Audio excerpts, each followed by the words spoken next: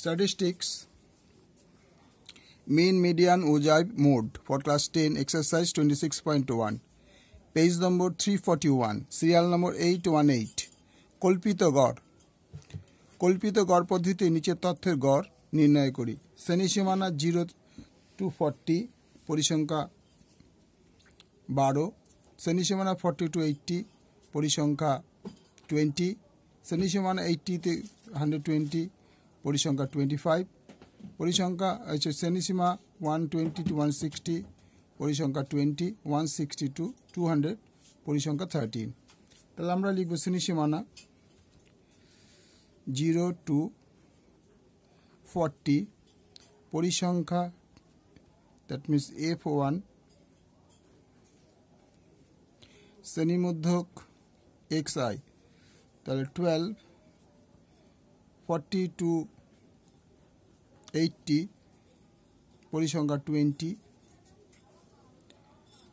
আচ্ছা, তারপরে হচ্ছে 80 to 120, 80 to 120, এটা 80 আছে, 120, 120 to 160, আচ্ছা 80 to 120, 80 to 25, 120, 160 হচ্ছে আবার 20, 160, 200, 13। তাহলে এবারে মধ্যে কত হবে? এটার মধ্যে হয়ে যাবে 20, এটার মধ্যে হয়ে যাবে 120, দ্যাট মিনস 60, এটার মধ্যে হয়ে যাবে 200, তার মানে 100, এটার মধ্যে হয়ে যাবে 180, তার মানে 280, তার মানে হচ্ছে 140, এটার মধ্যে হয়ে যাবে 360, মানে 180। এটা হলো মধ্যক। এবার হচ্ছে আমার ধরতে হবে কল্পিত গড় ধরতে হবে। একটা এটাকে আমরা কল্পিত গড় ধরে নিই, ধরি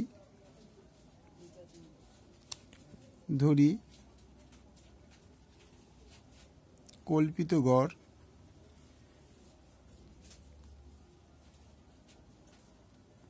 ইকুয়াল টু এ।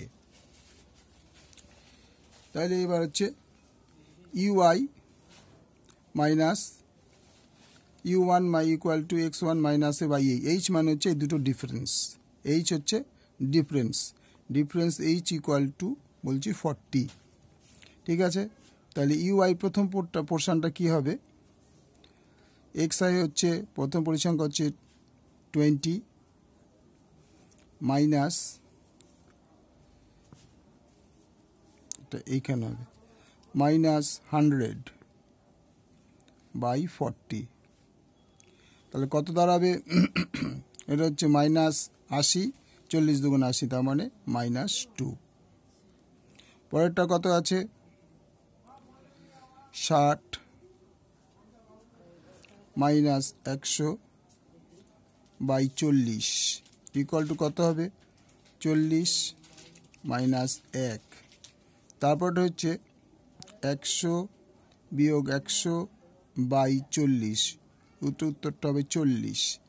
তারপর হচ্ছে 140 বিয়োগ 100 বাই 40 ইকুয়ালটা হবে 1।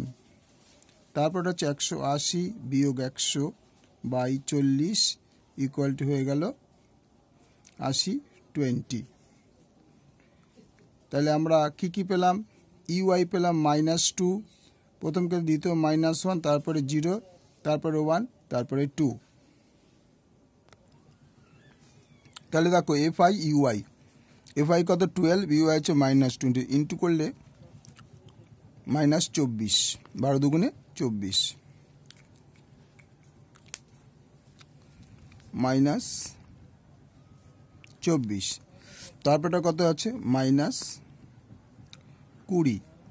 তারপরটা কত হচ্ছে 0, 0, 0 ইন্টু 25 মানে 0। তারপরে দেখো 20, তারপরে দেখো 4 দুগুণে 26। তাহলে আমরা অ্যাড করব, এই যে -24 কী করে করলাম? -2 × 12 -24 minus 1 into 20 minus 20, 0 into 25 0, 1 into 20 20, আর 2 into 13 26। তাহলে এই দুটো যোগ করলে হলে 44, আর এই দুটো যোগ করলে 46। তার মানে ডিফারেন্স হবে 2। তা কল্পিত পদ্ধতিতে গড়, কল্পিত পদ্ধতিতে গড় কি হবে? a plus sigma fi into ui by sigma fi। এটা আলাদা, সিঙ্গেল করে আলাদা হবে। এটা a প্লাস, এটা আগে হবে। তাহলে a মানে হচ্ছে h, a না লিখে h লেখো, যেহেতু আমরা এখানে h ইজ ইকুয়াল টু 40। তাহলে h হচ্ছে 40, সরি, এটা এই হবে। এ হচ্ছে তোমার কত ধরেছিলাম 100, এ হচ্ছে 100 প্লাস, এটা কিন্তু এ হচ্ছে 100 প্লাস সিগমা fi হচ্ছে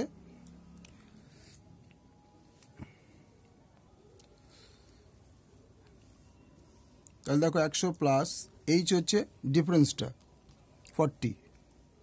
তাহলে ডিফারেন্সটা 40 হলে 40 ইন্টু fi ui পেয়েছি 2 বাই সিগমা fi কত পেয়েছি 90। তাহলে এবার খেয়াল করে দেখো 0 0 কেটে গেল। তাহলে 100 প্লাস 8 বাই 9, তাহলে 100 প্লাস, এখানে রাফে ভাগটা দেখা 8কে 9 দিয়ে আমরা ভাগ করে দেখিয়ে দিচ্ছি। 0.08 নং 72, আবার 0, 8 নং 72, আবার 0.08 নং 72। খেয়াল করে দেখো পর্ব খালি 8 হতেই থাকবে।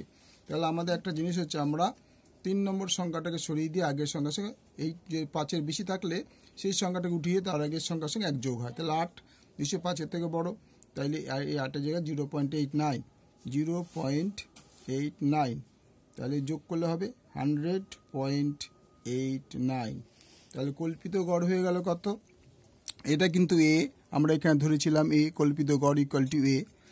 তাহলে আর এইচ হচ্ছে মানে ডিফারেন্স, শ্রেণী সীমার মধ্যে ডিফারেন্স 40। তাহলে এটা হচ্ছে A plus sigma fi ui by sigma fi 100 plus H into sigma fi ui by fi। তাহলে এ হচ্ছে 100, আমরা এটা 100 ধরেছিলাম এখানে, এ প্লাস এইচ হচ্ছে 40 বলেই দিয়েছিলাম, into sigma fi ui by sigma fi। তো সিগমা fi আমরা কাছে 90 লিখলাম, আর ui হচ্ছে 2, তারপর ডিফারেন্স করে আনসার হয়ে গেল 89। এটা তোমাদের রাফ জাস্ট এখানটা ভাগটা করে দেখিয়ে দিলাম। ওকে, ভালো লাগলে লাইক করবে, শেয়ার করবে, সাবস্ক্রাইব করবে।